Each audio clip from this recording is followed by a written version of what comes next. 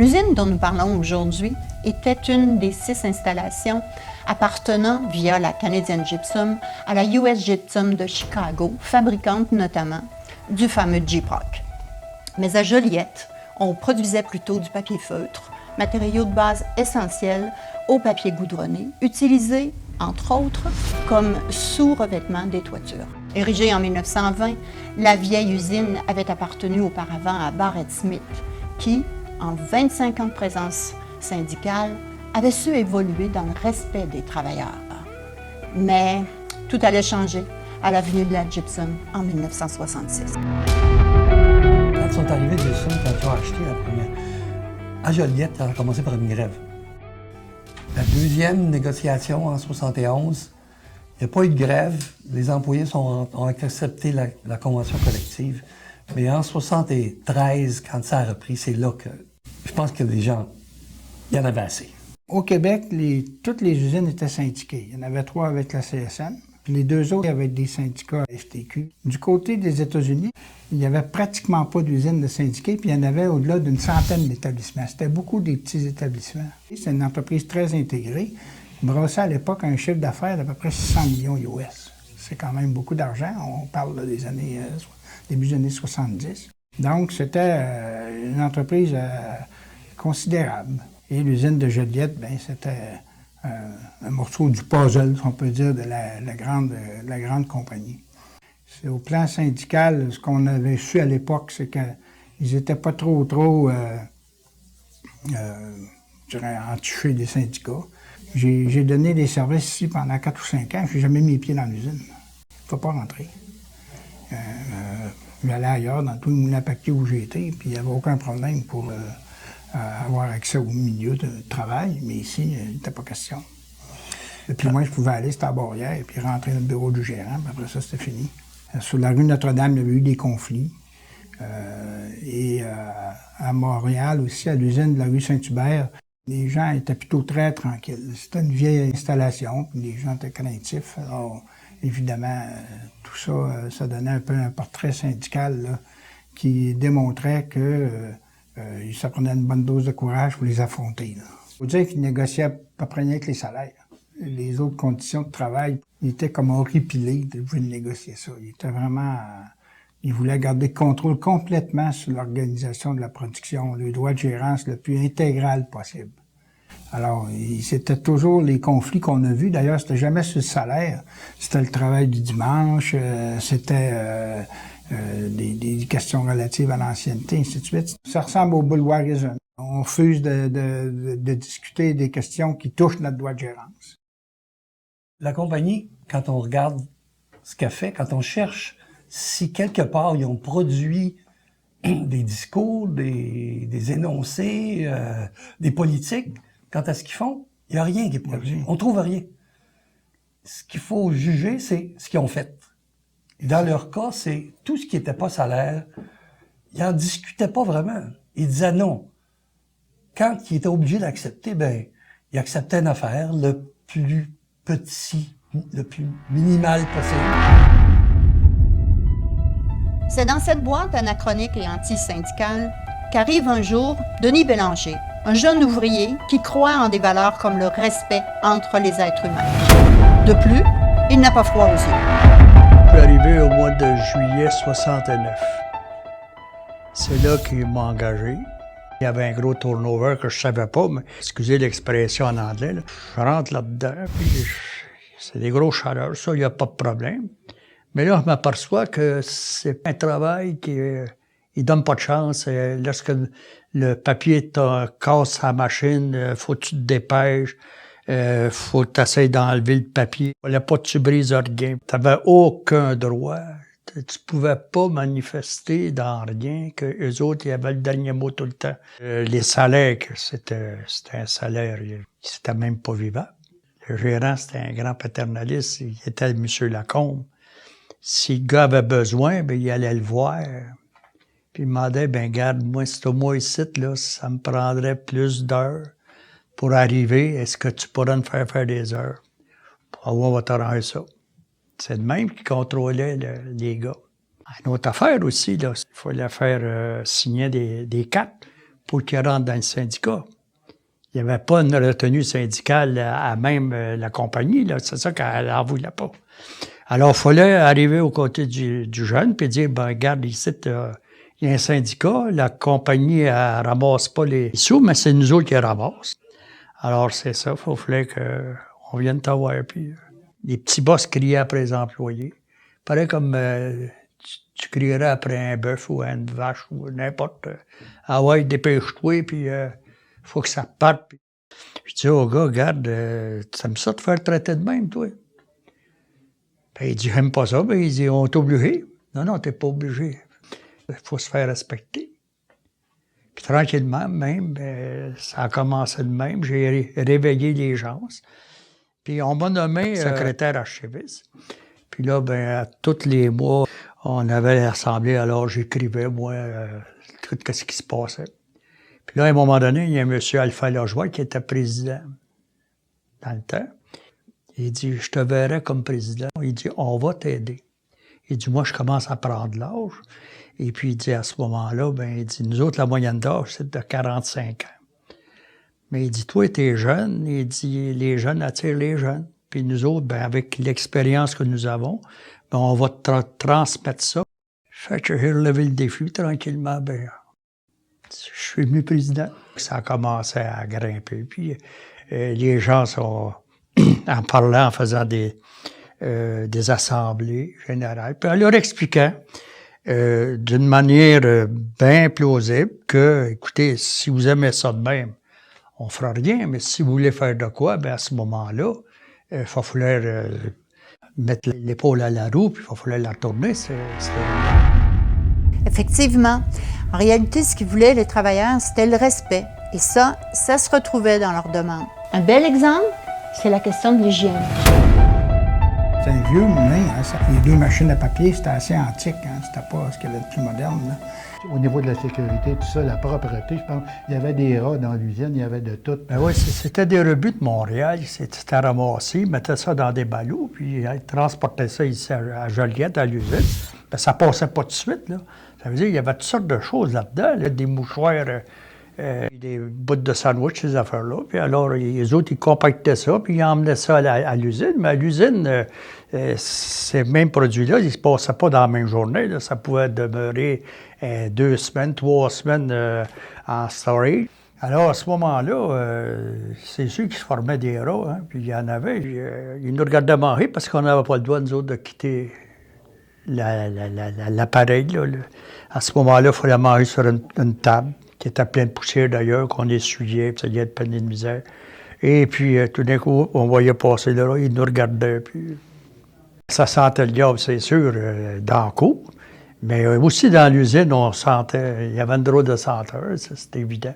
Il fallait qu'il fasse venir un exterminateur. C'était effrayant. Il faisait venir ça le samedi. Puis dimanche au soir, les gars rentraient, il fallait qu'ils nettoient la cour avant de... C'était plein de rats morts. En tout cas, c'est qu'il y avait des chats, puis ils avaient peur des rats. Alors, c'était des conditions d'un autre siècle. C'est ça. C'était une compagnie qui avait des conditions d'un autre âge. Autre irritant majeur, l'économie mondiale traversait une période d'inflation insensée. Le pouvoir d'achat des familles s'érodait de jour en jour. La hausse des prix a commencé en 1973, ça s'est accéléré en 1974, puis en 1975, ça a atteint vraiment un paroxysme jusqu'en 1976. Là. Alors, quand les prix augmentent de 5, 10, 15% par année, il est clair que ton salaire, il ne vaut plus ce qu'il valait quand tu as négocié une convention collective. Alors, il y avait un mouvement généralisé, pas rien qu'au Québec, mais très fortement au Québec, de réouverture des conventions collectives pour renégocier les salaires, étant donné ce phénomène extérieur qui n'était pas la responsabilité de personne de ceux qui négociaient des conventions collectives. Dans les autres entreprises, ils étaient tous conscients de ça, puis tout le monde était un peu, pas excité, il était énervé par cet élément peut-être incontrôlable qui pouvait contrôler seulement en disant « on commence à négocier les salaires ». La Canadienne Gypsum n'a pas négocié les salaires. Quand la convention a été signée, on a vécu avec. Malgré le fait que On avait, dans l'industrie, entre autres, du papier, on avait réouvert les conventions, on avait eu des clauses d'indexation avec toutes les majeures, toutes les compagnies majeures.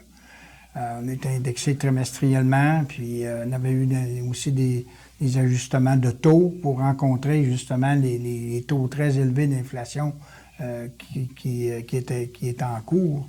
Alors ici, on avait fait des demandes, on avait écrit une lettre, mais on n'a jamais eu de réponse. En même temps, comme s'il lui était question d'une tempête parfaite, la société québécoise, à l'instar de bien d'autres, traversait une période de grande effervescence où la multiplication sans précédent des recours à la grève en constituait une caractéristique importante. Entre 72 et 76, on a connu au Québec le taux le plus élevé de grève dans le monde occidental. Ça bouillait pas seulement à Joliette. Ça bouillait à travers le Québec. N'oubliez pas, là, on est en mai 1973. En 1972, au Québec, il y a eu une grande grève, des grands mouvements de grève dans le secteur public et parapublic. Il y a eu un front commun. Il a commencé à y avoir, à toute l'échelle du Québec, dans toutes les régions, que ce soit Montréal, Québec, Joliette, Saint-Jérôme, la Côte-Nord, dans Saguenay-Lac-Saint-Jean, des rapports entre les syndiqués des 3 centrales syndicales qui se mettaient ensemble. Puis qui avait décidé, suite à ce conflit qu'il avait connu en 72, qu'il fallait s'associer. Alors, à Joliette, ben, il commençait à y avoir des grèves, pas seulement à Gypsum, il y en avait à Firestone, il y en avait ailleurs. Dans Saint-Jérôme, c'était pareil, il avait connu l'affaire de Regent Knitting qui a abouti à l'histoire de Tricophile. Tous ces gens-là étaient au courant qu'il y avait des batailles qui se faisaient, puis eux autres ont décidé de prendre le relais. Il était un parmi d'autres qui faisaient des batailles. Les gens résistaient. Les gens voulaient changer les choses. Et c'était pour eux la manière de l'exprimer. Puis quant au mois de mai 1973, les gens de Gypsum à Joliette ont décidé de sortir en grève.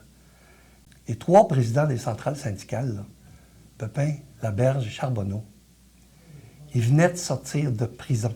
Au mois de mai, là, ils sont sortis de prison à ce moment-là. Ils étaient allés faire leur peine pour l'accusation d'outrage au tribunal qu'ils avaient subi l'année précédente à l'occasion de la grève dans le secteur public et parapublic. Quand il y a eu une manifestation de tout le monde à Joliette le 11 juin 1973, puis que les 3 présidents étaient là, ils étaient sortis de prison il y a 2-3 semaines avant.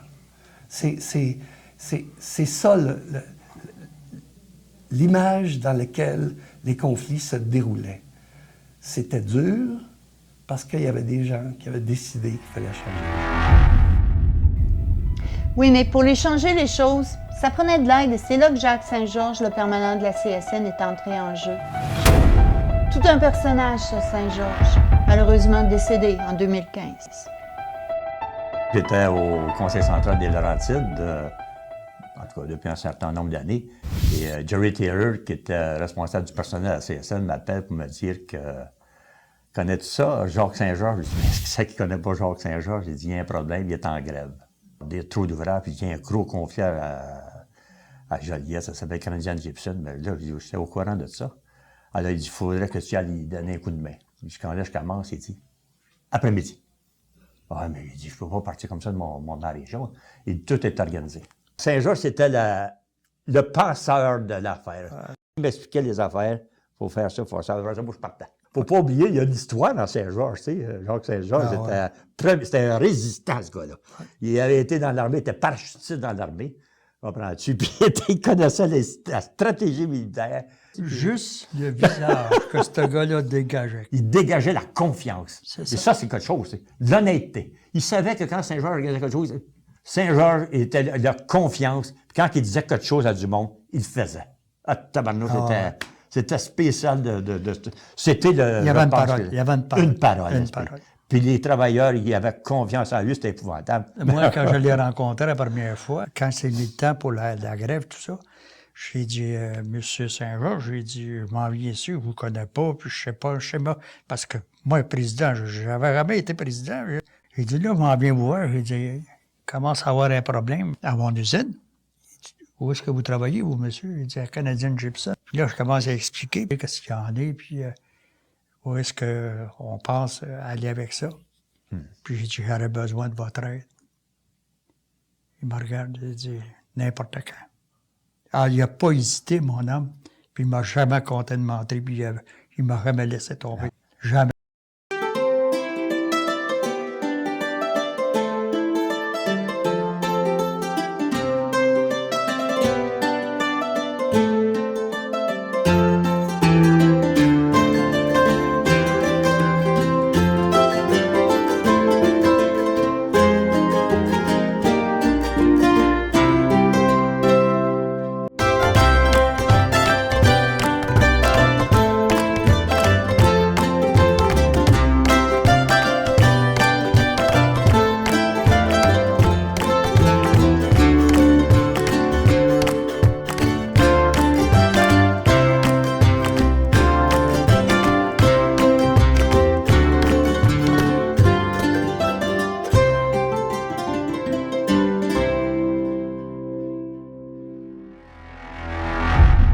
À la fin de l'hiver 73, la tension est à son comble. L'affrontement est imminent.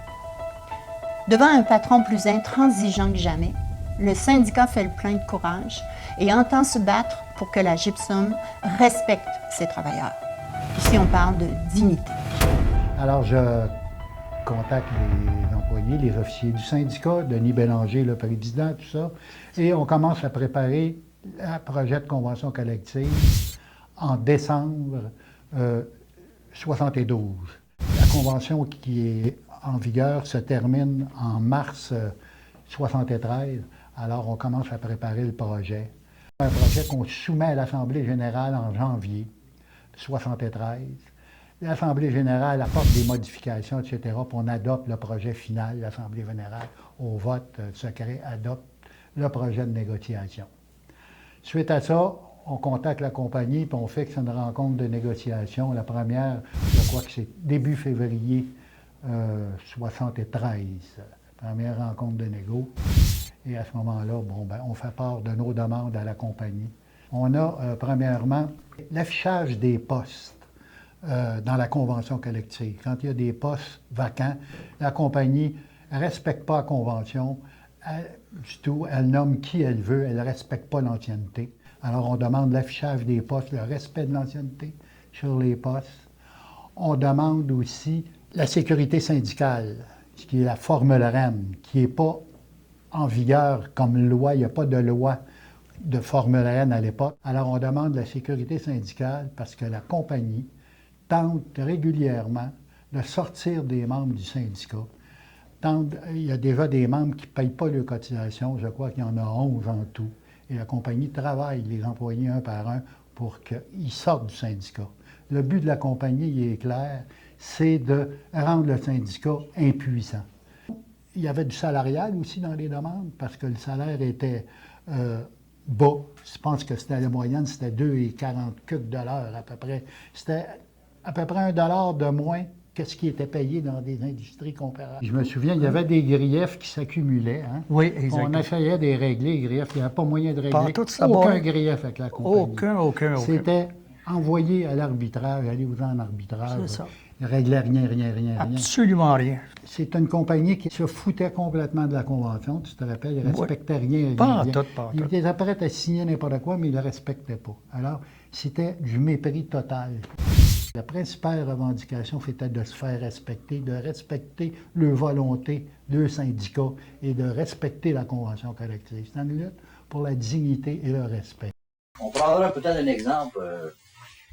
Il y a un type, à un moment donné, disons qu'on a des fans, nous autres, pour rentrer la rib dans ces fans-là, là, puis c'est poussé là, au petit palpeur. Et puis à un moment donné, ça s'est bouffé, ça. Ah oui. Et puis ça, c'est une affaire extrêmement dangereuse, disons que c'est défendu, en tout cas, de rentrer un homme là-dedans puis l'attaquer par une patte.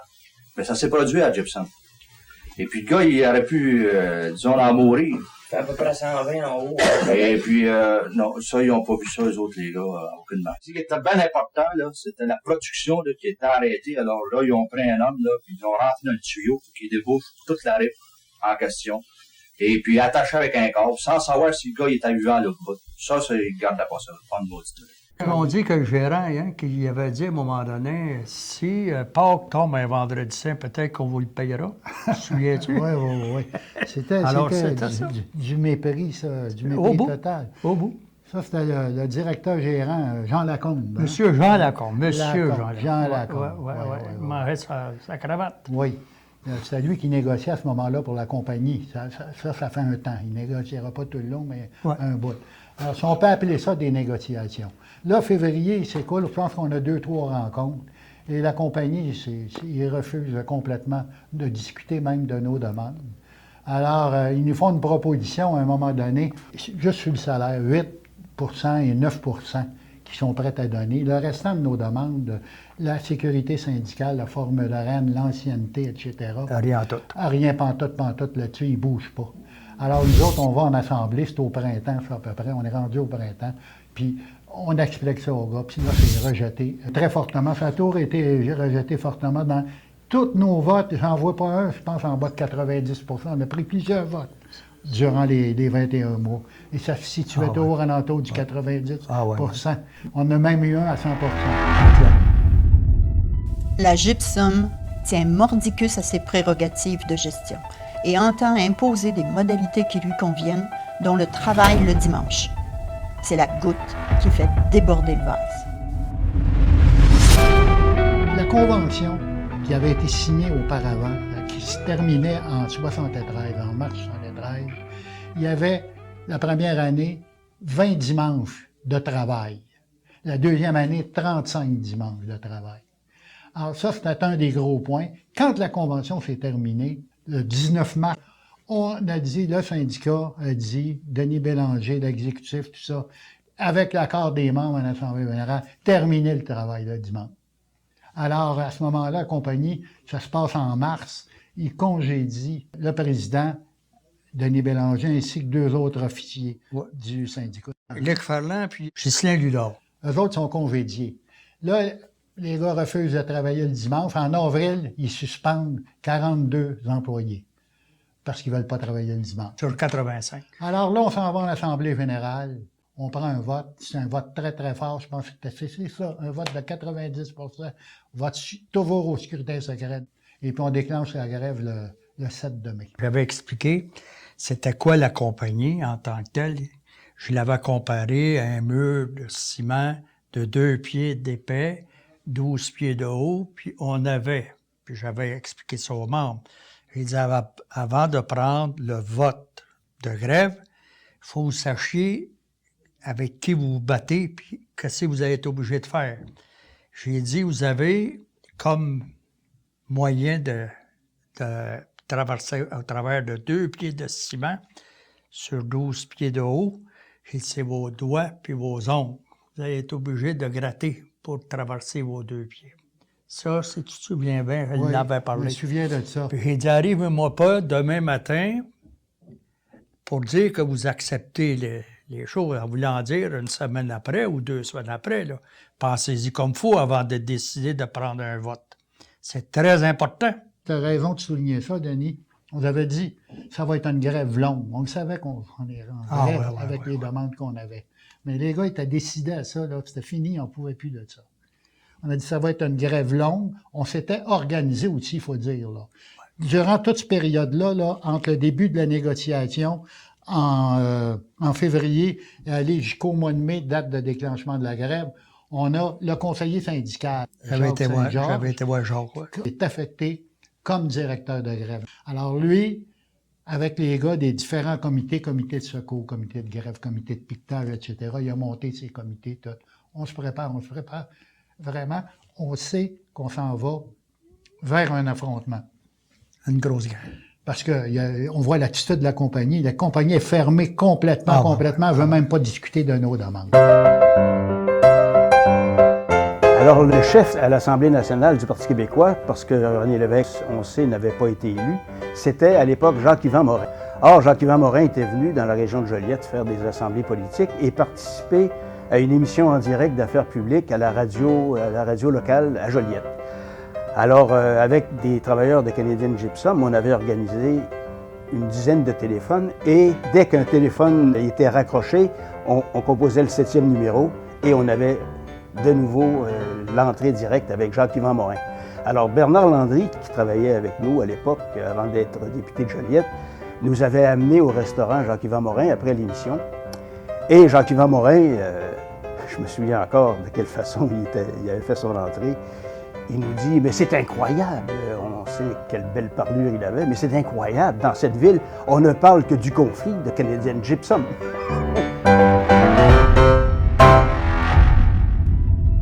Les travailleurs de la Gypsum savent que la lutte sera ardue. Leur président, Denis Bélanger, leur a très bien expliqué. Malgré cela, ils n'ont aucune idée de ce qui les attend. La Gypsum a une culture antisyndicale profonde dont le rationnel est simple à comprendre.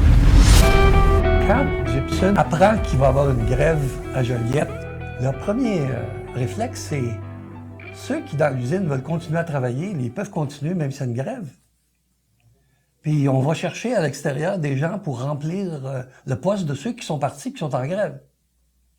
L'histoire d'arrêter la production pendant qu'il y a une grève, puis de négocier les conditions de travail le plus rapidement possible pour arriver à un règlement, parce qu'on subit des conséquences néfastes parce qu'il n'y a pas de production, pour eux autres, c'est en dehors de leur esprit, ça. Dès le début. Puis c'est ça qui est à l'origine de toutes les procédures judiciaires, de toute la judiciarisation du conflit à Joliette.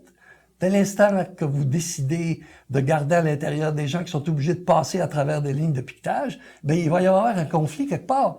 Que ce soit ceux de l'intérieur, quand il y en a 2, 3, ou bien que ce soit les 10, 15, 20 ou 30 qui rentrent avec un autobus, c'est clair que ceux qui sont dehors, qui sont en grève, qu'est-ce qu'ils sentent? Bien, ils sentent qu'ils vont se faire voler leur job. Parce que si la compagnie peut continuer à produire, ils vont continuer avec ceux qui sont là, puis ceux qui sont dehors, bien, ils vont rester dehors. Alors, c'est clair qu'il va y avoir un conflit. Ceux qui veulent défendre leur job, puis ceux qui leur disent, ben on va vous protéger, venez pareil, puis on vous aime bien, puis on va vous garder, ben là, c'est clair. Alors là, c'est ça qui amène des demandes d'injonction pour empêcher l'intimidation, réduire le nombre de piqueteurs, comme c'est arrivé à Joliette. Il faut dire que les Américains aussi ont toujours eu dans leur rapport de travail avec les syndicats l'idée que lorsque tu arrêtes la production, eux autres, ils ont le droit de continuer. C'est sûr que la direction de Chicago, quand elle a vu cette affaire-là, ils ont donné la directive à leur direction canadienne, vous opérez comme si rien n'était, puis vous prenez les moyens pour pouvoir fonctionner. C'était profondément ancré dans leur dans la tradition américaine. C'est pas d'aujourd'hui, ça. Même encore aujourd'hui, de nos jours, si vous faites une grève aux États-Unis, les travailleurs de remplacement, ils appellent ça replacement workers. Ils appellent pas ça SCAV, eux autres.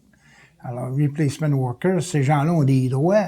Il y a eu des conflits dans l'industrie du papier, notamment dans le Maine, il y a à peu près une quinzaine d'années, une vingtaine d'années, je dirais plutôt, avec l'International Paper. Et ils ont opéré des grosses usines sans arrêt avec des travailleurs de remplacement. Et quand le conflit s'est réglé, la compagnie a gardé à son emploi de façon permanente tous les remplaçants qui voulaient demeurer à l'usine, notamment de Jay au Maine. Puis les ouvriers qui étaient les employés de la compagnie ont reculé en ancienneté après ces gens-là. C'est quelque chose, là. Alors, ils sont très, très durs là-dessus, sur la question de la prestation d'emploi pendant un conflit. Eux autres, il faut que les usines fonctionnent sans arrêt. Puis c'était la philosophie de Gypsum. On n'a pas à donner, à respecter les lignes de piquetage, on n'a pas à respecter les votes de grève, on n'a pas à faire ces questions-là. On a le droit d'opérer, c'est notre propriété, puis c'est ça qui plaidait tout le temps, le droit de propriété, le droit d'opérer leurs affaires comme ça bon leur semble. Au printemps 73, à peine une semaine après le déclenchement de la grève, la Gypsum fait appel à des SCAB et mobilise ses contremaîtres. Dans le jargon des relations industrielles, on utilise le mot SCAB pour référer à briseur de grève. Si on le traduit en français, cela veut dire gale. On déclenche la grève le 7 mai. Immédiatement, la semaine d'après, la compagnie continue la production avec 11 câbles, je pense, qu'il y avait à ce moment-là. Ça, c'était les gars qui étaient sortis du syndicat, qui ne voulaient pas payer les cotisations syndicales. C'était une de nos demandes, la sécurité syndicale, que tout le monde paye la cotisation syndicale, parce que la convention collective s'appliquait à tout le monde. Eux autres profitaient de la convention collective sans payer pour. Puis ça, c'était le but de la compagnie. Un par un, on va les sortir, puis on va écraser le syndicat. Mais c'est pas toutes les machines qui marchent, ça. Ça ne les paye pas pendant toute cette production-là. Là. C'est une petite production infime. Mais le but de la compagnie, c'est de démoraliser les Démoraliser. gars. On dit on continue, ils lâchent pas, ils sont en grève, nous autres, on continue à produire. Ils ont fait ça tout le long de la grève. Essayer de démoraliser les gars. Ils ont fait des appels des journaux pour des câbles, demander des. Puis il y a eu du monde de l'extérieur. Plus tard, ça vient plus tard, ça. Ça a monté jusqu'à peut-être jusqu'à 30 câbles à un moment donné. D'ailleurs, vous allez voir sur des photos, il y a un autobus blindé pas blindé, mais un autobus avec des grillages pour se protéger, tout, qui rentre les câbles. Puis en dessous, il y avait déposé des lames qui étaient coupants pour pas qu'on prenne l'autobus s'il y en avait qui auraient voulu, entre autres, la renverser. C'est ceux qui se faisaient couper. Hein. Et là, ils ont des gardes de sécurité. Ils engagent une agence qui est les Aigles. Les aigles, hein? ouais. Les Aigles, au début, ils sont là, il n'y en a pas beaucoup, tout, mais plus tard, vous allez voir, ça vient. Quand on arrive à l'époque où ils engagent beaucoup des câbles de l'extérieur, ils font appel d'un journaux, ils engagent des câbles. Quand ça monte à une trentaine, les gardes des Aigles sont armés de fusils, à part ça. Fusils et revolvers. Plus tard, pas plus tard. Il ne faudra pas grand temps avant que la grève de la gypsum soit sur toutes les lèvres. Comme elle n'est pas la seule dans la région, les liens intersyndicaux et sociaux se tissent. On assiste à l'émergence d'un front commun régional. Ils étaient tous réunis ensemble, les syndiqués. Là. Puis Joliette, c'est pas une énorme ville. Là. Tout le monde un peu se sent concerné. Ils connaissent quelqu'un qui est... C'est ça qui donne un peu d'énergie à tout le monde, parce qu'ils se rendent compte qu'ils sont pas tout seuls à connaître des problèmes qui sont pas spécifiquement de même nature, mais où ils disent faut que ça arrête, faut qu'on change les choses. On n'a rien à perdre. Puis on est backé par la CSN. On est backé aussi par les syndicats de notre fédération des pâtes et papiers, les syndicats alentour de nous autres qui envoyaient des denrées alimentaires, puis c'était distribué, ça. Puis c'était très bien organisé. Il y avait l'allocation de grève de la CSN. Oui, il faut dire Tout ça gréviste aussi. avait le droit à une allocation de grève. Oui. Et il y avait une campagne parmi les syndicats aussi qui cotisaient, des syndicats de la région, comme Crabtree ici. Crabtree Pepper cotisait 1 pièce par semaine par employé, différents syndicats. Syndicat des infirmières, dès le début de la grève, je me souviens, eux autres, ils cotisaient, puis ils n'étaient pas syndiqués chez nous, eux autres, puis ils cotisaient pour les grévistes. Ce qui explique à ça, c'est la région, le monde se connaissait beaucoup. C'était tous quand même des vieux travailleurs, tous du monde de la région, de Joliette, puis alentour de Joliette. Tout ce monde-là se connaissait. Il y avait des parents dans d'autres syndicats, des familles, etc. Alors, le monde, connaissant Gypsum aussi, toute l'information qui avait été donnée, le monde disait, on va les aider, on va traverser cette compagnie-là, ça n'a pas d'allure.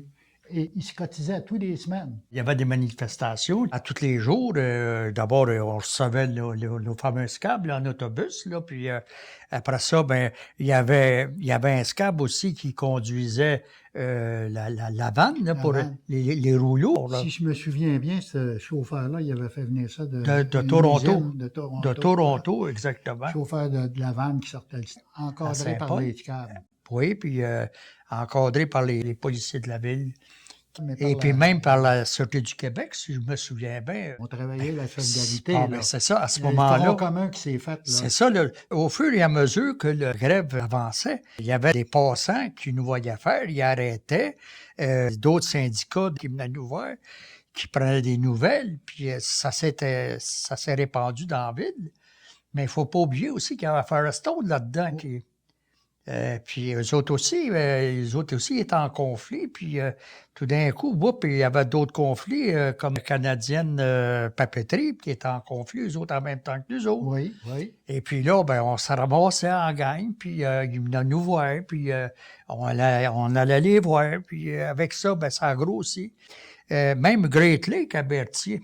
Oui. Si je me souviens bien. Ils sont tombés en grève. Ils sont tombés en grève en même temps. Et puis, il venait nous voir. Il s'est fait un front commun. Un front commun avec tout ça, cette gang-là. CSN, FTQ, CEQ. Exactement. Puis là, il y avait la CEQ, il y avait les enseignants, il y avait même des étudiants qui y ont débrayé pour nous autres. J'allais, moi, raconter nos aventures à l'auditorium, au cégep, entre autres. Même à l'aréna, quand il y a eu le temps du 1er mai, là, à tous les vendredis soirs, on se promenait dans le centre-ville, accompagné de la police en avant, qui était en robe-bonnet dans le temps, avec son triporteur. Et puis, tranquillement, ça a grossi l'affaire. Il y avait d'autres syndicats qui ont rentré là-dedans. La FTQ, la CEQ, et puis ça a grossi. C'était rendu un gros monstre, cette affaire-là. On allait soit devant les maisons de contremaître, on faisait rien de mal. On disait une prière. On marchait sur le trottoir. La police, elle ne pouvait pas rien faire. On n'était pas bruyant, rien. Une prière seulement.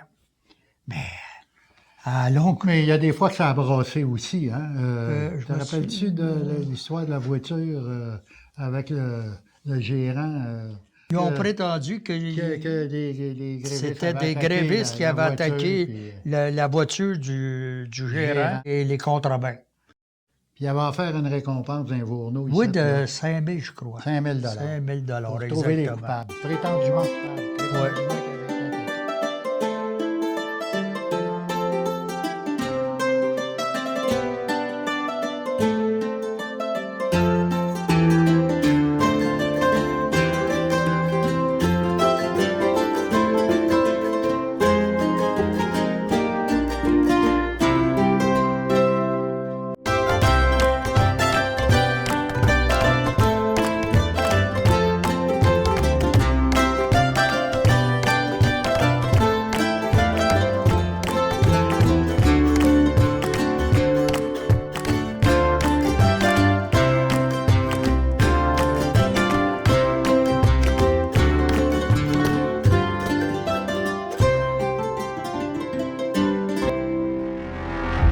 Du mois d'août 1973, un geste d'éclat du Front commun régional soulève les espoirs. Au terme, le ministre du Travail s'engage à présenter une loi anti-SCAF.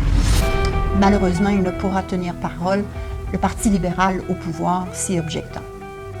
La Gypsum, sentant que les vents lui étaient favorables, manœuvre pour protéger ses scabs en faisant interdire le piquetage autour de son usine. Et elle va y arriver avec le jugement Montgomery.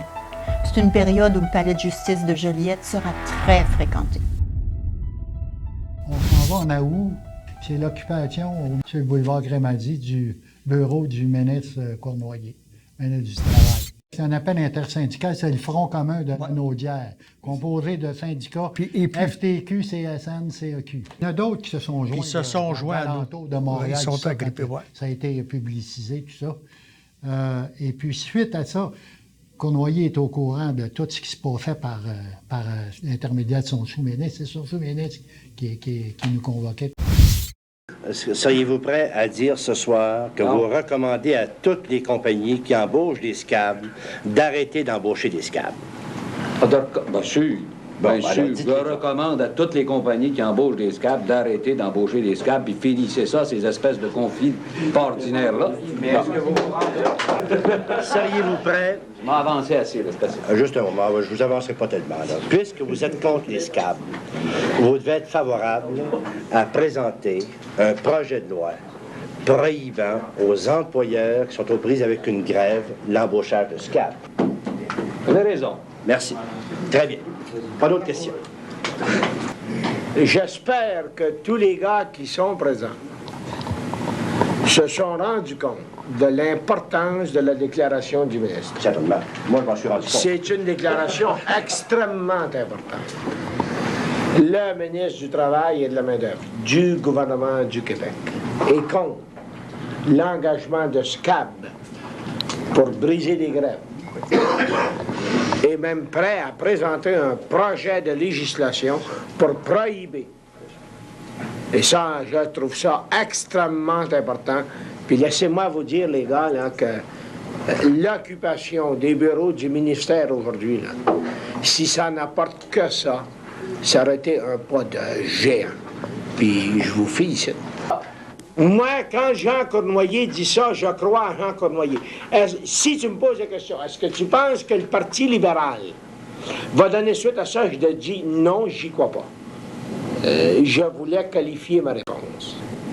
Alors, j'ai confiance en l'homme, j'ai pas confiance au parti.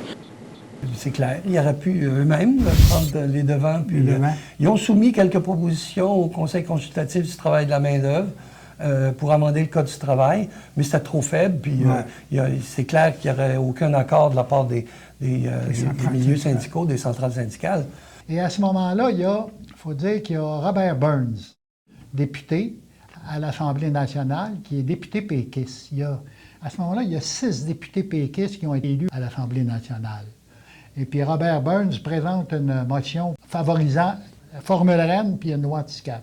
On avait été en commission parlementaire à un moment donné avec Burns. Mais ça n'a pas été débattu. Il était minoritaire, il était 6 députés, puis c'est le gouvernement libéral qui était majoritaire au pouvoir. La fameuse question de la loi anti-10 heures de grève a commencé à surgir dans le paysage. Parce que c'était l'occasion de conflits individuels, de batailles sur les lignes de piquetage, de police qui étaient obligés d'intervenir, de gens qui se faisaient arrêter, des gens qui se faisaient blesser. C'était l'occasion d'une violence systématique à chaque fois qu'on vivait une situation comme celle-là. C'était dans le paysage politique, cette question-là, vraiment mise en lumière par ce qui se passait à Gypsum et ce qui se passait encore plus gros à partir de janvier 1975 à New-Hampshire d'Aircraft. Le Parti québécois a décidé de faire en sorte de prendre un engagement comme quoi le Code du travail sera amendé pour prévoir des mesures anti-briseurs de grève. C'était un mouvement général autour de cette question des briseurs de grève. Il n'y a pas eu de négo du déclenchement de la grève jusqu'au mois de septembre. Au mois de septembre, on est convoqué au ministère du Travail. C'était le fun. Avec le sous-ministre Gilles Laporte. Gilles Laporte. Mais là, c'est les deux participants ensemble. Là. C'est une partie dans une salle, puis l'autre partie dans l'autre salle. Puis là, ils nous payent sur le ventre un peu pour qu'on lâche du lousse. On passe l'automne comme ça, il y a 4-5 rencontres, mais que ça ne débloque pas pantoute, la compagnie ne veut rien savoir. Elle bouge sur le salaire, puis quelques petits textes dans la convention, tout. Chaque fois qu'il y a le moindrement un petit move, on va en assemblée générale, on l'explique aux gars, et puis on le fait, il est rejeté.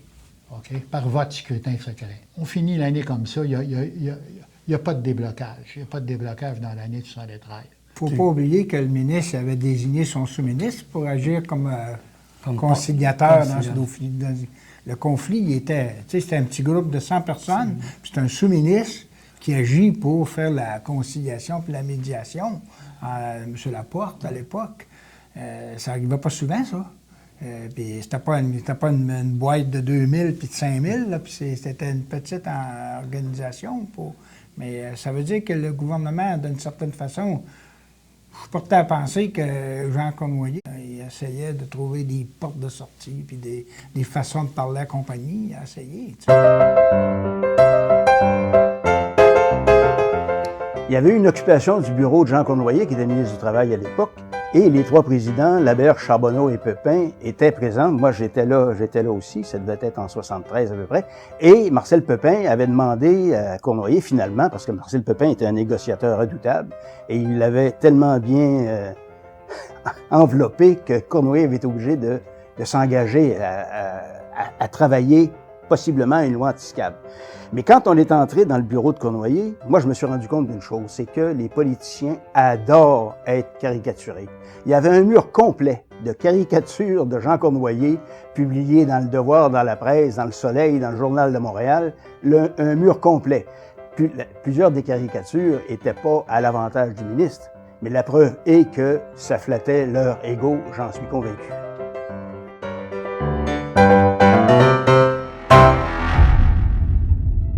On sait aujourd'hui qu'il est impensable de passer à travers 21 mois de grève sans l'appui de ses proches. Parlez-en aux 80 quelques grévistes de la gypsum qui ont pu compter sur le soutien de leur conjointe. C'est ce qu'avait compris le syndicat en associant les épouses, les blondes, les enfants aux activités de grève, en leur expliquant les enjeux, en leur parlant de respect et de dignité. Certaines, dont Lucie Lamarre, en gardent le souvenir et aiment parfois en partager des bribes. Un autre fait important aussi, c'est qu'on dit on va faire une assemblée des femmes avec l'exécutif, le comité de négociation, et puis là, on explique aux femmes le pourquoi de la grève, pourquoi est-ce qu'on tient nos conditions, pourquoi est-ce qu'on ne veut pas lâcher au niveau de l'ancienneté, l'affichage des postes, la sécurité syndicale. On dit c'est l'existence du syndicat qui est en cause, là. On explique tout ça, tout. C'est une très bonne assemblée, les femmes interviennent, tout. Puis ça, je pense que ça a donné un bon coup, ça aussi. C'était tous des gars, des hommes qui travaillaient à Gibson. Alors, c'était très important que ça ne soit pas uniquement un conflit, mais c'était devenu un conflit de famille, ça. Il fallait maintenir le conflit de la famille des travailleurs de Gibson. Et c'est pour ça que ça l'organisation avec les femmes, c'était très important. Ils se sont connus ensemble, exact. Puis là, ils se sont liés d'amitié. Exact. On a fait des fêtes, on a chanté. Je me souviens quand la grève a commencé. Oui. C'était une grosse décision que les femmes avaient à prendre. Les hommes terribles plus que nous autres, mais pareil, nous, il fallait suivre. Puis là, ils disaient, on ne sait pas si ça va être trop, si ça va être long. Nous autres, la longueur, là, c'était important pour nous autres parce qu'on disait jusqu'où ça peut aller. Mais je ne sais pas. À un moment donné, les gars se sont mis à nous dire le faux, puis on embarquait dedans. J'avais exactement 27 ans. On était des jeunes, nous autres. Ça m'a fait connaître d'abord la solidarité.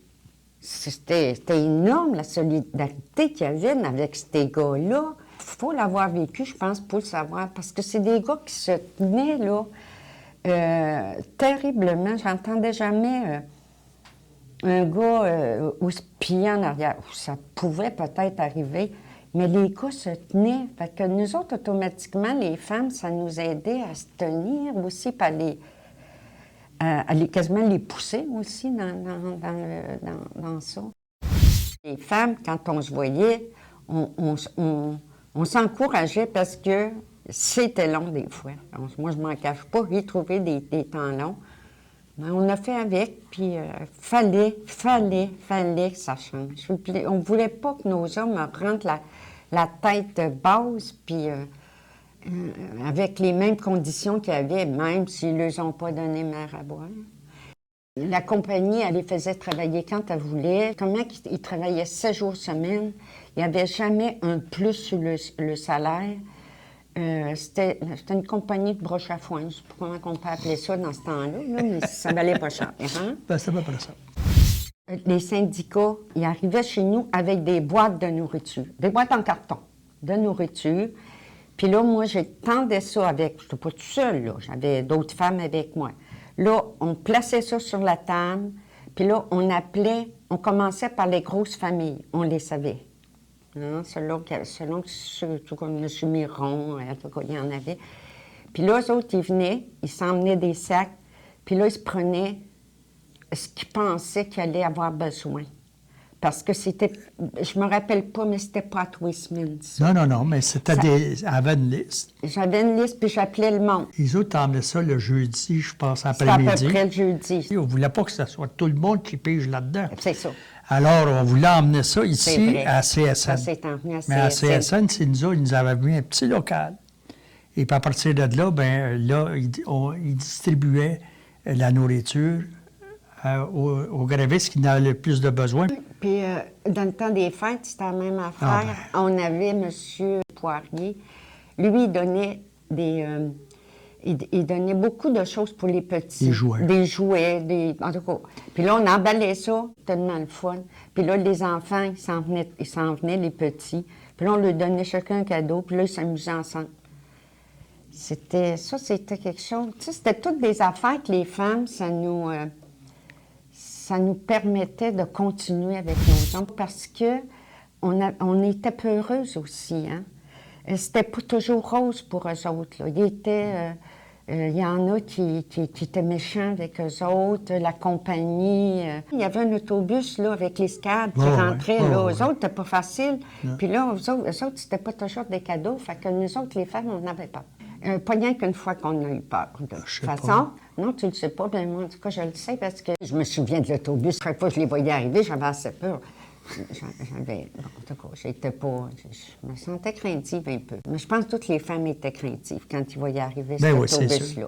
C'est très impressionnant. Puis quand tu es sur ton milieu de travail le soir, puis que tu entends parler que ça va pas bien, sur la ligne de piquetage, que les policiers sont rendus là, je vous dis que tu as hâte à minuit que ça finisse ton chiffre pour savoir qu'est-ce qui s'est passé. Ça, je l'ai vécu. Puis quand je rentrais à la maison, là, je freakais parce que je ne savais même pas s'il allait... Il aurait pu se passer bien des choses. Hein? Sur une ligne de piquetage, les gars, là, ils venaient agressifs. Hein? C'est une sûre, c'est normal aussi. Ils se défendaient, eux autres aussi. Là. Donc, faut être calme. Des fois, vous étiez moins calme, mais en tout cas, on a fait avec. Là. Mais des fois, là, c'était stressant pour les femmes. Ben oui, c'est sûr. C'était stressant pour nous. Je ne dirais pas qu'on n'a pas vécu les tensions parce que c'était pas facile pour tout le monde. Ça, je le sais, il y a des femmes, ça n'aurait pas pris grand-chose à un moment donné pour les faire basculer. C'était dur, on ne voyait pas le bout. On lui demandait de quoi, les gars? Là, il y avait des réunions. Là, on va aller manifester. Bon, là, on disait des fois, peut-être c'est la dernière fois, mais c'était terriblement pas tout le temps la dernière fois. Ça a duré 2 ans, c'est dur. Mon fils était rendu qui sacrait comme un charretier. Puis quand il voyait les polices, c'était les kisses de chien. Puis quand il venait quelqu'un à la maison qui était habillé le moindrement en policier, j'essayais de le pousser en arrière de moi. Il recevait à la porte comme... il n'était pas facile. Au lieu, tu sais, il y avait de la misère à parler, il y avait 1 an et demi. Il s'en allait sur 2 ans. Ça allait sur 2 ans. Kiss de scab. Kiss de scab. C'est tout ce qu'il disait. Quand le policier arrivait, parce que j'ai vu qu'il était président du syndicat, il m'emmenait des pénaux à la maison. Papa, kiss le chien. Puis il disait ça devant la police. La police, elle riait. C'est parce que... Elle riait. Puis elle était habituée, c'était toujours la veine qui venait. Pendant la grève, mon fils, son nom d'abord c'est Rémi, c'était la mascotte. Quand je voyais qu'il n'y avait pas de danger pour lorsqu'on allait faire du piquetage, bien là, je l'emmenais, mais quand je savais qu'il pouvait avoir du danger, il y avait des femmes qui les emmenaient. Oui, il y avait des femmes qui les emmenaient. Gabi, elle emmenait Francine, puis moi, je me souviens. J'arrivais de travailler un soir à la maison. Puis là, mon mari était attablé avec des messieurs. Il mangeait une soupe poulet et nouilles. Le lendemain, j'ai dit, mon Dieu, on avait-tu avec ça dans la maison? Oh, ça se faisait bien, ça, de la poulet et nouilles, puis il était tout content d'en manger. Ah, j'ai dit, c'est bien beau. Il y avait Bernard Landry, il y avait Parizeau. Il y avait eu une assemblée du Parti québécois. Puis Landry, si tu veux, c'est lui qui nous défendait. Il était avocat. Ça a donné qu'ils passaient en face d'avant de chez nous, puis j'ai dit, ça vous tente de venir prendre une petite soupe, venir manger un petit quelque chose, venir prendre, boire de l'eau, avec les cœurs. Puis il avait arrêté. Moi-même, j'avais resté surpris. Et puis, on avait discuté, puis justement, je discutais du conflit. Puis, Parizeau était là, puis il y avait Landry, puis il y en avait 1 ou 2 autres aussi de mémoire. Ça c'est une affaire qui m'a fait bien rire. Puis des fois, quand j'y pense, je le ris encore, parce que je les vois encore. Puis je dis, là, qu'est-ce que je fais? Je m'en vais-tu me coucher tout de suite, ou bien si je leur parle? Je ne savais plus trop où m'en aller dans chez nous, parce que c'était des personnages que là, je pourrais penser qu'ils allaient manger une soupe poulet chez nous. Depuis l'automne, la gypsum peine à protéger ses scabs. La police ne semble pas suffire à la tâche. La compagnie fait donc grand usage de tribunaux. Ainsi, elle tente d'obtenir une injonction visant à interdire le piquetage, ce qui lui est refusé en première instance, mais accordé en appel par le juge Montgomery. Bien qu'unilingue anglais, Le jugement est éclairé et reprend sans faute les règles fondamentales du droit canadien en ce qui a trait aux questions soulevées. Comme quoi, la pertinence et l'urgence d'une loi anti-scam est plus d'actualité que jamais. Au même moment, à la United Aircraft de Longueuil, une longue grève vient de commencer et là aussi, l'employeur multinational a remplacé les grévistes par des scams. On connaît la fureur spectaculaire qui en découlera. La police, elle voulait plus assurer aux briseurs de grève l'assistance pour les sécuriser et passer à travers la ligne de piquetage. Il y avait un mouvement général. La seule affaire que la compagnie pouvait faire, c'était de poursuivre les individus qui étaient les grévistes. Alors, évidemment, ils poursuivaient le syndicat, ils poursuivaient la CSN, mais ils poursuivaient les individus. Les injonctions, c'était contre le syndicat, mais contre des individus qui étaient nommés. Il y avait 35 ou 40 qui étaient toujours les mêmes. Il y en avait contre le directeur de grève, il y en avait contre moi aussi, parce qu'il me voyait sur la ligne d'hôpital. Ouais, Alors, ouais. Il y avait des outrages contre tout le monde. Des actions en dommages et intérêts, il y en avait pour 2,5 millions. Puis dans ce temps-là, c'était de l'argent, là. Beaucoup d'argent. En plus de ça, il y a des briseurs de grève, je ne sais pas à la solde de qui ont décidé de poursuivre le syndicat puis les individus pour les dommages qu'ils avaient subis parce que l'usine était en grève puis qu'ils avaient perdu leur gagne-pain. Alors, il y avait une exacerbation par le recours à la justice de la force de résistance de chacun des salariés. C'était pour ça. Alors, c'était le recours normal pour un employeur dans ce temps-là de faire un geste qui met les salariés qui sont en grève un peu sur les nerfs. Ça, là, c'est toute l'ambiance qu'il y a là, au début de l'année 74. Ouais. Avec toute cette situation-là, les outrages, les gars vont en cours à Joliette, ici. L'ambiance ne prête pas à la négo, il n'y a pas de négo, il n'y a pratiquement pas de négo. Alors, dans le cas de Gypsum à Joliette, que la compagnie s'est adressée au tribunal pour demander qu'on interdise le piquetage à l'intérieur d'un rayon de 1000 pieds autour de l'usine. Donc, il n'est plus possible de faire de manifestations, d'avoir des gens avec des pancartes autour de 1000 pieds. Ça comprenait, par exemple, le Conseil central des syndicats nationaux de Joliette, qui est juste de l'autre bord du cours d'eau où était installée l'usine de gypsum. Il n'était pas possible de faire de piquetage en face. Il n'était pas possible de faire de piquetage sur la rue, l'autre bord du pont. Tout le monde commençait à se rendre compte que ça n'avait plus de bon sens, là. Non seulement on voulait permettre à des gens de passer à travers des lignes de piquetage puis voler les jobs des gens qui étaient en grève, mais on s'organisait pour qu'il n'y ait pas de moyen de vraiment protester puis de vraiment faire connaître leur lieu en créant une situation où il n'y a pas de piquetage possible à l'intérieur du rayon en question. Alors, ça s'est trouvé devant le tribunal, la Cour supérieure, à l'automne 73. Puis le juge de la Cour supérieure, il a dit, le droit au piquetage, c'est un élément de la liberté d'expression, puis il faut le reconnaître comme un droit fondamental. Il a employé ces mots-là. Là. Alors, la compagnie a fait appel de ce jugement-là. On s'est retrouvé à plaider ça au mois de décembre. Et puis là, la Cour d'appel a rendu son jugement au mois de janvier. Puis le juge Montgomery, il a dit, en anglais, disons que c'était plutôt malhabile d'agir de cette façon-là, il a dit, le droit au piquetage, il n'existe pas dans le droit canadien. Les droits, cependant, qui existent, c'est le droit à la libre entreprise, de faire ce qu'on veut pour diriger son entreprise, puis en plus de ça, le droit à n'importe qui d'aller travailler où il veut sans être l'objet de perturbations, de vexations, d'injures ou d'autres.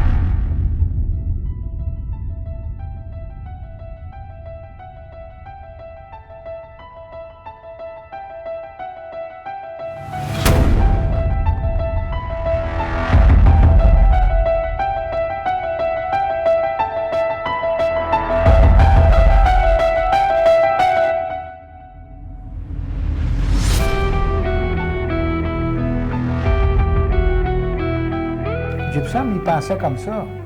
Nous autres, on a le droit d'opérer nos usines, faire travailler le monde comme on veut. C'était ça des négociations. Hein? Ils refusaient toujours de discuter des conditions d'emploi ou des conditions d'organisation du travail. Alors pour eux, là, et mon Dieu, là, ils étaient assis sur un socle indestructible pour eux. Là, il y avait les tribunaux qui venaient de nous ramasser et nous dire « Vous êtes complètement dans le champ. » Alors là, tout de suite après, comment vous pouvez négocier les conditions qui étaient en suspens dans la négociation, alors qu'ils ont ça dans les mains. Je dis, vous n'êtes pas obligé de discuter avec qui que ce soit, là. Regardez, là. Vous nous empêchez d'opérer nos affaires, puis c'est à nous autres, puis c'est nous qui décidons comment ça marche. Puis vous passez par là. Puis quant à votre syndicat, bien, c'est un élément de trop dans la compagnie. On n'a pas besoin d'un tiers intervenant pour vous parler puis décider ce qu'on veut. On est capable de faire ça tout seul. On n'a jamais su comment la chose était arrivée, mais il y a une chose qui est certaine, c'est que la maison d'un député libéral a eu de la visite d'une certaine couleur de peinture. D'aucuns disent que ça avait été préparé dans des boules de Noël dans lesquelles on avait versé de la peinture et cacheté l'ouverture. Et quand la manifestation en faveur des travailleurs de Gypsum est passée devant la maison du député, par le plus grand des hasards, il y a beaucoup de peinture qui s'est retrouvée sur la façade de la maison. On n'a jamais su d'où ça venait au juste, mais néanmoins réel, la maison du député avait été peinturée.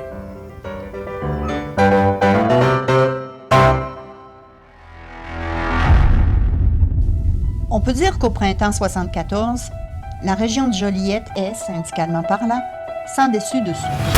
La représentation locale de la CSN est débordée.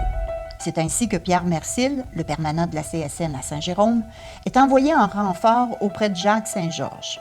Son premier mandat? Occuper la radio.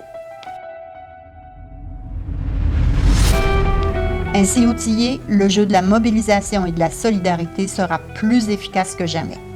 Personne ne digère le jugement Montgomery. La colère est généralisée. On est dans l'année 74 et puis ça avance pas, il n'y a pas de négo, pratiquement pas. On ne se parle pas pantoute. C'est un affrontement à finir, c'est une guerre à finir. La compagnie veut nous casser, veut casser le syndicat. D'autres, on dit, nous casseront pas. Alors, il n'y a pratiquement pas de rencontre. Il y a tellement de mobilisation dans la région que le conseiller syndical, Jacques Saint-Georges, il ne suffit plus à la tâche. Ça n'a pas d'allure. Il y a la grève de Gypsum qui l'occupe au bout, il y en a d'autres. La CSN, on demande, puis il nous ajoute un autre directeur de grève pour aider Jacques Saint-Georges, qui est Pierre Mercier. J'ai été rencontrer Jacques Saint-Georges, qui était la kingpin de la région, permanent. Ça. Alors là, il m'a expliqué tout le conflit, tout comment ça s'était passé, tout l'underground de ça. Puis là, il dit, il faut élargir le rapport de force. Il dit, le rapport de force n'est pas assez fort. Il dit, même si il y a bien de l'appui, ça n'en prend plus que ça. Il dit, je vais te demander d'organiser la mobilisation dans la région. Puis, j'ai dit, c'est normalement tout un contrat là. Ah, il dit, t'es capable. Il dit, demain matin, il dit, on occupe le poste de radio. Demain matin. Il dit, toi, tu as de l'expérience là-dedans. Il dit, tu as déjà organisé l'occupation du poste de radio à Saint-Jérôme. Alors, il dit que tu vas aller avec les gars demain matin là-bas. Alors, le lendemain matin, on part, une gang de gars de Gypsum, puis on s'en va au poste de radio. Alors là, c'était l'animation. On prenait possession du poste de radio. Là, j'anime ça avec toi, tu sais, ça c'était oui. Ben oui, je me souviens bien. Il y avait moi, il y avait Bordelot qui était là. Ah ouais, puis, Simard, il y avait Simard. Simard, puis il y avait Miron, puis... Oui, Miron. Fait qu'on a expliqué le conflit. La radio. On a expliqué le conflit, on disait l'importance de la population, de l'appui de la population, puis toute la faible. Donc, il fallait élargir la solidarité au niveau du conflit. Ça a duré à peu près un an, mais on ne voulait pas quand même bousculer trop le poste de radio, parce que quand même, il ne faut pas oublier que les employés qui travaillaient au poste de radio, ils étaient tous syndicaux, ils étaient syndiqués après, parce qu'on syndiquait partout ce qu'on passait, on passait. Et les employés du poste de radio, ils ont syndiqués comme le Joliette Journal, on les a syndiqués dans cette période-là aussi. Alors, il ne fallait pas se mettre à dos quand même les employés qui étaient dans le biais. Il y avait il fallait temporiser nos actions quand même avec tout ça. Il y avait un respect à rencontrer, là. Alors là, il fallait augmenter le rapport de force dans le milieu. Il fallait tellement faire un rapport de force plus politique, parce que là, il fallait que le ministère du Travail s'implique. Et ça a été ma job d'organiser ça dans la région pendant toute la période que j'ai été ici. Mais ici, il y avait... Plus on parlait du conflit de Gypsum, plus c'était une solidarité, plus il y avait d'autres syndicats qui tombaient en grève, plus on organisait, plus il y avait d'autres syndicats qu'on organisait des nouveaux syndicats. Ça n'arrêtait plus. C'est une chance de faire des assemblées partout, dans tous les syndicats, demander l'appui, mais là, c'était plus qu'un appui moral. On lui a demandé un appui financier. Puis on lui a demandé aussi d'organiser des lignes de pitage devant leur entreprise, devant leur institution, devant leur hôpital, d'organiser, et si possible, d'aller juste à quelques heures de débrayage. Et ça a été ça. On a organisé des assemblées dans les cégep, au cégep, à la polyvalente du bateau. L'autre, comment ça s'appelle, pas loin de chez vous? À Thérèse-Martin. À Thérèse-Martin, il y avait des... Et il ne faut pas oublier que les gars chez vous avaient une moyenne d'âge de 45-48 ans. C'est ça. D'âge. Il y avait beaucoup de leurs enfants dans la région qui allaient au cégep ou à la polyvalente. Et ça hein? Ça nous a été. Ça avait un impact partout. Alors, quand on arrivait au cégep à une assemblée avec l'association des étudiants de cégep ou les professeurs, c'était déjà sensibilisé, beaucoup des assemblées. Ah ben oui. C'est quelque chose de maintenir un spirit pendant toute cette période-là.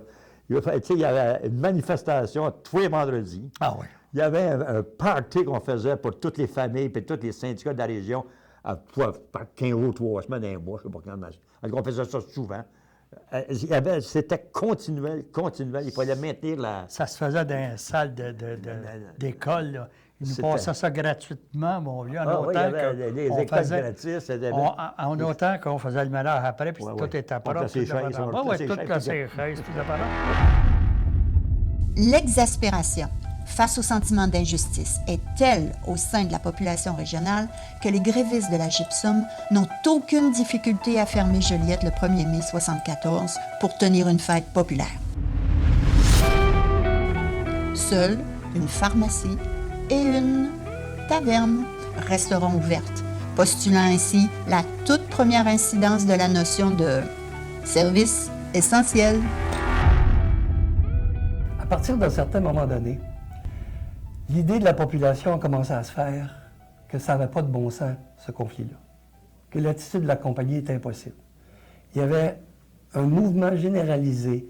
Au 1er mai 1974, là, il y a eu un véritable mouvement de solidarité, puis il y a beaucoup d'usines, puis d'institutions, puis de collèges, puis d'hôpitaux qui ont fait des journées de grève. Quand on arrive au 1er mai, là, c'était la une manifestation. L'aréna, ça s'est fini à l'aréna. Et puis là, les syndicats venaient là, c'était la fête. C'était une fête. La fête du 1er mai. Puis... Mais c'était froid, ce soir-là. Il y avait encore des bandages pour l'aréna, c'est maintenant. C'était le 1er mai, mais c'était assez froid. Puis là, les aigles, ils nous watchaient l'autre bord. Oui.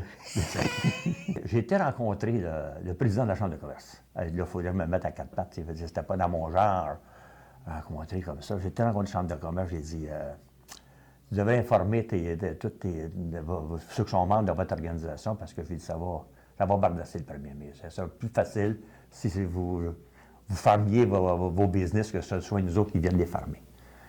Puis il dit, voyons donc, on ne fait pas ça. Il dit, ça va être illégal complètement. J'ai dit, là, le 1er mai, ce ne sera pas une question de l'illégalité. Ça va être légal, ça va être légitime, parce que là, c'est le 1er mai, ça fait l'International des travailleurs. Et c'est tout l'appui qu'on doit faire à Gypsum. Fait que ça a resté comme ça. Fait que j'avais passé le message quand même que c'était pour se préparer. Alors, on s'est préparé pas mal fort. Hein, ce moment-là. Il n'y a pas eu de misère. Non. Le message était fait. Il laissait même dans l'époque que la fête des travailleurs, le 1er mai, fermé. Et là, on s'était dit, vous le savez, je pense que c'était un tour-là. On avait dit, on va garder une pharmacie, il ne faut pas fermer une pharmacie, des fois qu'il y a des problèmes de médicaments. On va garder au moins une pharmacie, puis une taverne. Une taverne. C'était la Bobby. Il y avait du monde qui nous appelait au bureau. Hey, là, ils disaient, hey, c'est pas fermé, il faut que vous veniez passer. C'était pas du monde qu'on connaissait du tout. C'était des petites business, des petites entreprises qui se trouvaient dans la région qu'on connaissait. Ils voulaient qu'on y aille les fermer. Ils venaient nous rencontrer. On envoyait une gang, ça, on rentrait là. On disait, c'est fini, ferme ta boutique. Tout le monde sortait. Puis... Alors, ils nous appelaient, mon cher ami. C'était assez exceptionnel. Mais la ville était fermée. La ville a été fermée, puis ça a été l'organisation. Là, on avait organisé une garderie, je me souviens bien. Oui, une garderie pour que les enfants puissent être gardés, puis que les femmes des travailleurs s'unissent à nous autres pour aller manifester, puis des choses de même. La mobilisation, elle a porté dans la région. Je ne dis pas qu'on peut faire ça tout le temps, cette mobilisation-là, parce qu'il y avait des conditions très, très fortes dans vos revendications, qui était fondamental. C'était réellement, on appelle moi je dis tout le temps, c'est le mépris, hein, c'était le mépris des travailleurs, puis là, c'était trop. Et ça pogné dans les employés de la région. Dans les autres employés, Le mépris était trop fort et l'appui était trop fort. Mais je ne pense pas qu'on puisse faire ça toujours, cette mobilisation-là, parce qu'il faut que ça soit très puissant, le mépris. Et comme on a pu transmettre l'information partout, hein, pour réussir à avoir cette mobilisation-là, alors c'est pour ça que c'était plus facile d'avoir cet appui-là, cette solidarité-là parmi les ensembles des syndicats.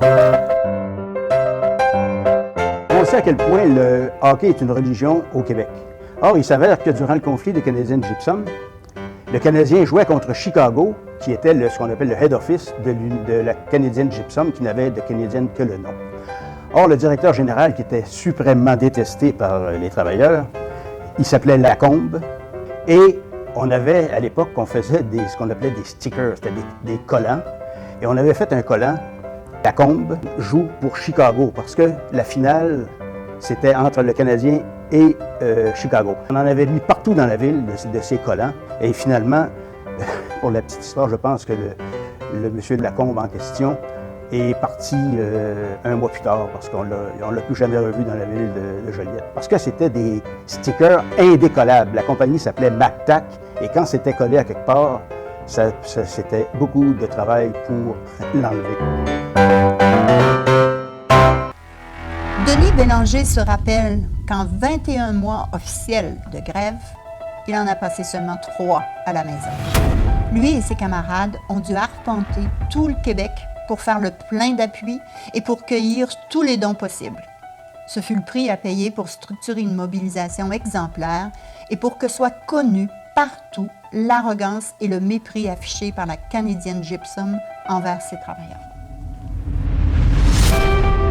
C'est sûr que ça avait eu avec le fonds de défense de la CSN pour survivre. Si ça n'avait pas eu l'appui de la région, ça aurait été attends.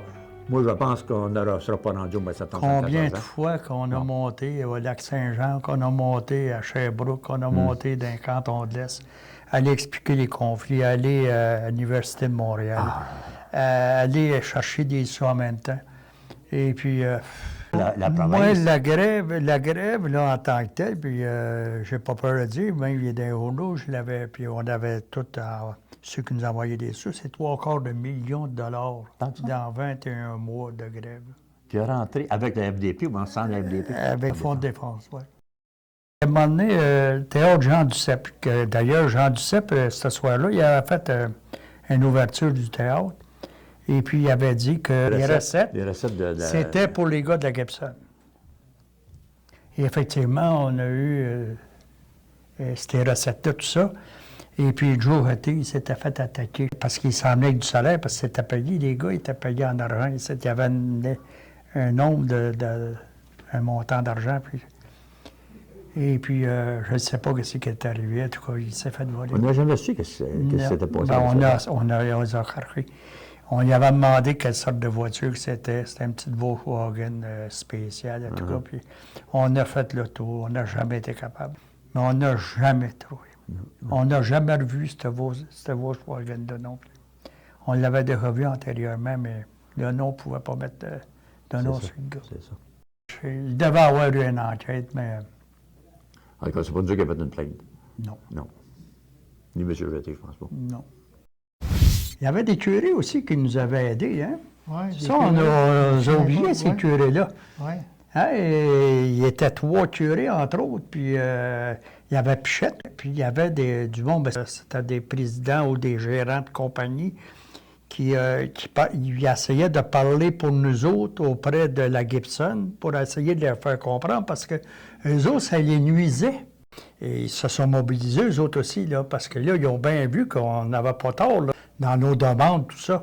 Fait qu'à ce moment-là, ben les autres, là, ça y touchait, les autres, là, parce que quand les employés de leur boîte, ils arrêtaient, les autres aussi, ils étaient affectés. C'est mieux que ça, là. C'était plus que ça. Ça se parlait, puis ça s'étendait, puis ça semait une mobilisation de ces travailleurs-là aussi. J'ai fait remarquer aussi que les syndicats avaient développé un très, très grand sentiment de solidarité les uns par rapport aux autres. La Fédération du papier avait demandé aux syndicats de prélever des cotisations spéciales pour aider les gens de Joliette. Puis on voit sur la liste des différents syndicats. Puis il y a des montants assez impressionnants. Il y a des syndicats qui ont versé plusieurs milliers de dollars à l'époque pour aider les travailleurs à passer. Et on n'avait pas besoin de se battre avec personne là, pour faire ça, là. Ça se faisait, on allait dans les assemblées. Moi, j'en ai fait des assemblées à l'époque. Puis on n'avait pas de difficulté à demander aux gens, on expliquait, puis on faisait venir quelqu'un du syndicat, puis il venait à l'assemblée, puis il expliquait le conflit. Puis quand les gens ils disaient, ben on se bat pour avoir un peu d'ancienneté, on va avoir la Formule Rennes, toutes des choses qu'eux autres avaient dans nos boîtes, hein, c'était dans nos conventions, bien les gens, le mouvement était très fort. Oui, on va vous donner, on va vous appuyer pour que vous puissiez passer au travail. Parce que quand on expliquait c'était quoi US Gypsum aux gens des autres compagnies papetières, bien, ils voyaient bien que c'était toute une machine contre laquelle ils étaient en lutte.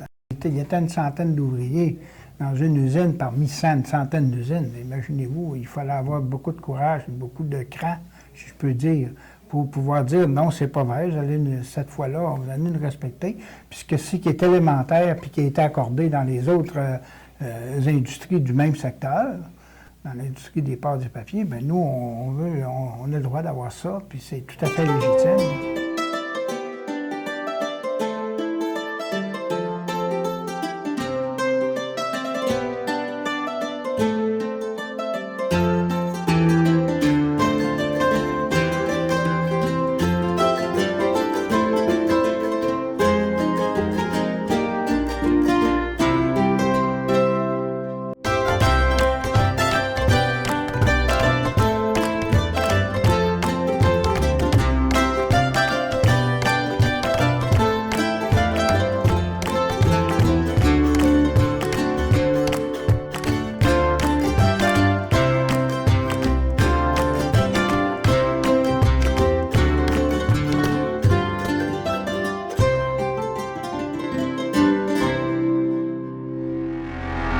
C'est l'histoire de 80 ouvriers en quête de dignité qui ont voulu se faire respecter par leur employeur, une grande manufacturière américaine, aussi hautaine qu'antisyndicale.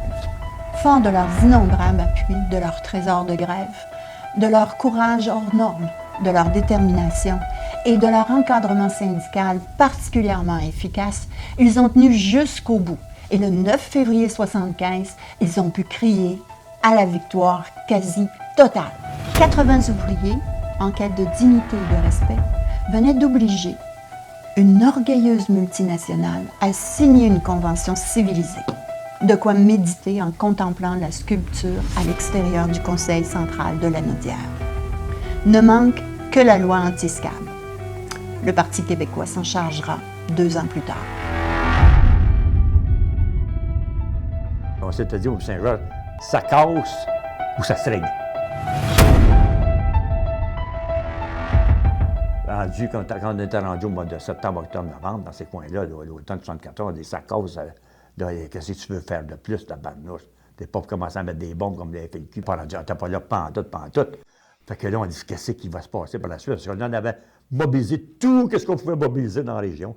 On avait eu l'appui, tout ce qu'on pouvait avoir comme appui dans la région et dans la fédération, et mettre ensemble beaucoup de syndicats de la saison. Qu'est-ce qu'on pouvait faire plus après ça, là? On dit jusqu'où qu'on peut aller, là, ça va être quoi après, là? Mais là, d'un coup, ça a déboulé au début de 1975. D'un coup, ça a Là, ils ont trouvé que c'était assez le rapport de force était devenu tellement fort que là, la porte, qui était le sous-ministre, il a été obligé d'intervenir comme il faut. Puis ça a déboulé, puis là, il y a eu un bon règlement. Mais c'était ça. Il faut être patient en Saint-Simonac. On ne voulait pas avoir de violence. On ne voulait pas perdre quand même l'appui de l'opinion publique. On avait monté pendant des mois et des mois. Il ne fallait pas perdre cet appui-là, parce que si tu avais tombé sur l'autre bord de guérilla, qu'on pourrait appeler, ça aurait été dangereux de perdre cet appui-là. Quand le quartier général de la SQ, à un moment donné, il a voulu nous voir, moi, puis Jacques Saint-Georges, puis bon, il voulait nous voir au poste de police, puis il a commencé à vouloir nous faire de l'intimidation. On n'a pas embarqué dans leur intimidation. Moi, j'avais toujours peur de l'infiltration des policiers dans l'intérieur des groupes. Tu sais, quand on manifestait, il y avait toutes sortes de monde qui venait. Ouais. Et j'avais toujours peur qu'il y ait des infiltrateurs qu'on ne connaissait pas, mais il y avait toutes sortes de monde on qui venait. On surveillait tout le temps. On avait un service d'ordre. Ouais, on surveillait parce que si... Parce que si ça pète, s'il pète quelque chose, ça va c'est nous autres, ça tombe contre nous. Ça va dégénérer. Comme à Montréal. On savait, c'était une lutte à finir. Là. On savait qu'on arrivait d'un bout. Là. Il fallait. C'était pour casser en quelque part, mais pas nous autres, les gars, n'étaient pas prêts à. Non. C'était très, très solide. On est convoqué au ministère du Travail en octobre. Là, il y a un changement. Il y a un nouveau personnage qui rentre en scène. C'est un grand boss de Chicago. C'est un ancien colonel de l'armée américaine. Lui, il a les mandats. Le gérant mène plus rien, lui. Là. Il avait changé de gérant à ce moment-là. C'était plus Lacombe, là. C'est Antoine Charbot, là. Lacombe, il a sauté le vers raide. C'est là qu'Antoine est arrivé, puis c'est là que ça l'a adouci un peu. Il a arrêté de la production avec les scabs. D'ailleurs, il n'y avait pas le choix. On est au bord de 18 mois de grève à peu près, là. On est en octobre. Ah, ouais. Le colonel ne veut absolument pas nous voir. Il ne veut rien savoir. Il est dans une autre salle avec le sous-ministre. On ne l'a jamais rencontré. Tout se fait comme ça, là.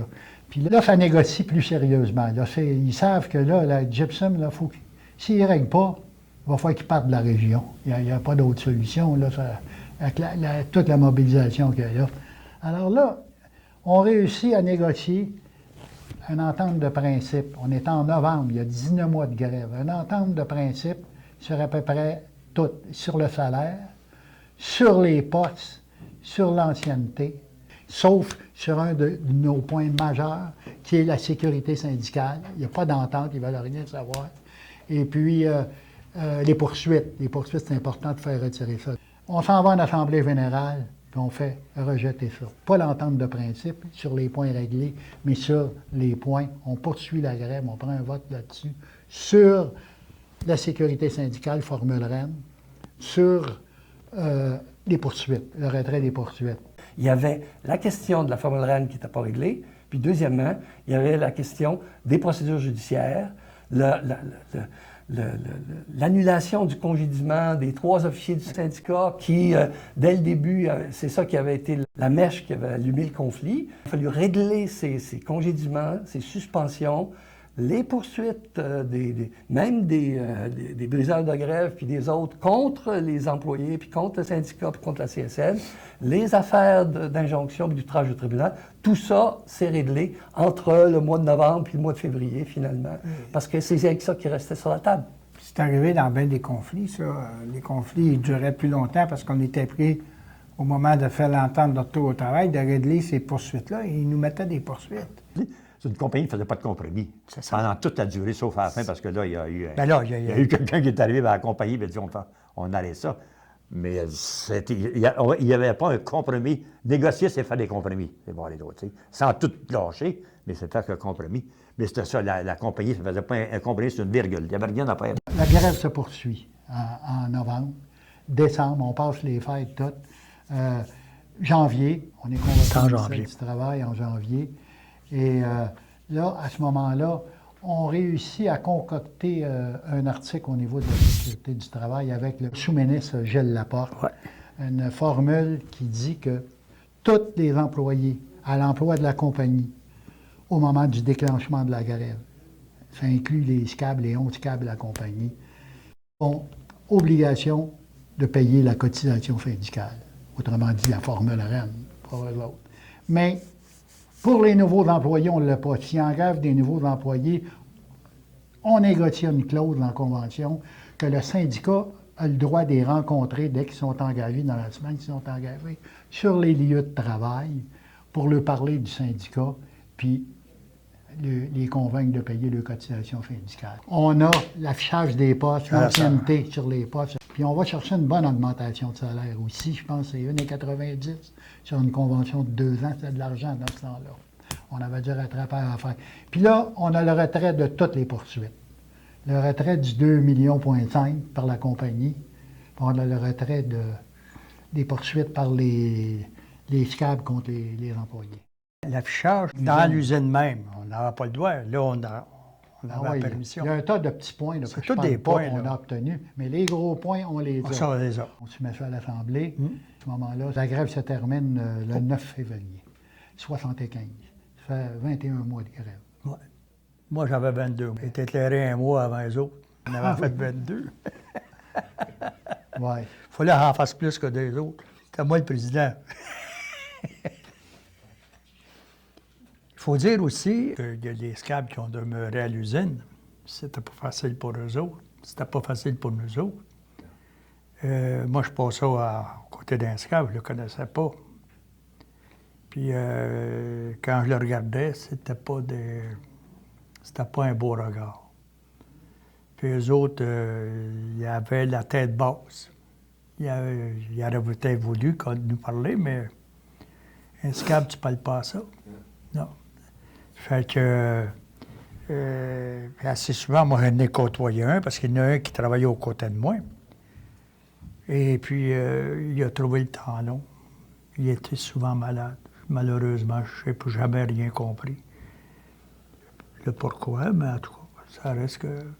Quand on regarde la liste des demandes du syndicat, là, à peu près la totalité a été acquise. Pas parfaitement, mais pas loin.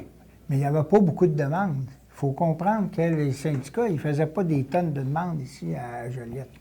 Même après, hein, où on avait des vrais problèmes, tout ça, on n'avait pas une liste très, très longue. Ça ne donnait rien de toute façon. On aurait perdu notre temps. La façon dont ils opéraient, c'est maintenant, on a réglé la convention.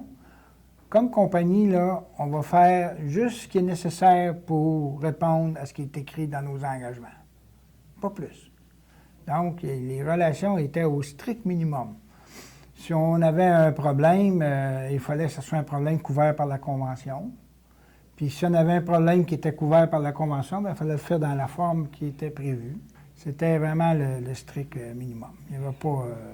on ne pouvait pas discuter de d'autres questions que ce qui était prévu dans ça. Quand on négociait, là, c'était... les rencontres étaient vraiment très formelles. Comment je dirais ça, tu sais, froide. T'expliques, tu demandes, il écoute. Tu reçois une réponse par écrit, une contre-proposition. Non, des fois un petit changement. Il n'y avait pas d'argumentation beaucoup. Enfin, il remontait au niveau généralement accepté et considéré comme minimal dans le monde des négociations collectives dans un milieu de travail. C'était ça, là. Ils ont rien remonté le plancher qui était dans la cave, là, au niveau du rez-de-chaussée. C'est tout ce qu'ils ont fait. Mais c'était déjà beaucoup pour eux. Ah oui. Parce que pendant tout le temps de la négociation, c'était un refus total. Cette histoire ne se termine pas par ils se marièrent et eurent beaucoup d'enfants. Non, les relations avec l'employeur sont demeurées de glace et le syndicat a dû être très vigilant. Et puis quelques années plus tard, l'usine a été vendue à Papier Cascade. Que reste-t-il de cette saga aujourd'hui? Une conviction absolue que des ouvriers en quête de dignité et de respect ont contribué largement à ce qu'une loi anti-briseur de grève vienne civiliser les relations de travail au Québec. Sauf qu'avec l'omniprésence actuelle du réseau Internet, cette belle loi votée en 1977 est devenue pleine de trous. Il faut la mettre à jour le plus tôt possible. Qu'ils franchissent la ligne de piquetage par ordinateur au lieu de le faire à pied, un scam sera toujours un scam. Pour moi, c'est très clair. Réellement, les travailleurs de Gibson se sont tenus debout contre le mépris et ils ont été capables de transmettre ce message-là à travers la région et même plus. Vous allez comprendre qu'un conflit qui dure pendant 21 mois, il faut que tu sois debout contre le mépris en esprit, collectivement, parce que tu ne passes pas au travers. Moi, Marcel Pépin m'avait dit, j'avais été le rencontrer à Montréal, et il m'avait dit, un syndicat qui se bat uniquement sur l'argent, il ne peut pas dépasser un mois de grève, parce que sans ça, ça veut dire... Le monde ne t'offrira pas, puisque mais il dit quand un syndicat se bat pour des principes fondamentaux contre le mépris, il m'avait dit ça comme ça. Il dit un syndicat peut t'offrir très longtemps si collectivement ils sont bien au courant de ce mépris-là qu'ils ont contre eux. Et chez vous, ça n'avait pas de bon sens. C'était du capitalisme sauvage qu'on dit à ce moment-là. Et ça, c'est trop. Il y a du capitalisme, mais celui-là, il était sauvage. C'est tout ça de cette période-là. La révolution qui s'est faite au Québec des années 60-70, c'était tout ça. C'était juste ce capitalisme et très sauvage, très souvent, qui faisait que les travailleurs en avaient assez. Messieurs, debout contre le mépris, c'est tellement le slogan qu'on pourrait dire aujourd'hui, fait par les travailleurs de Canadian Gypsum déjà.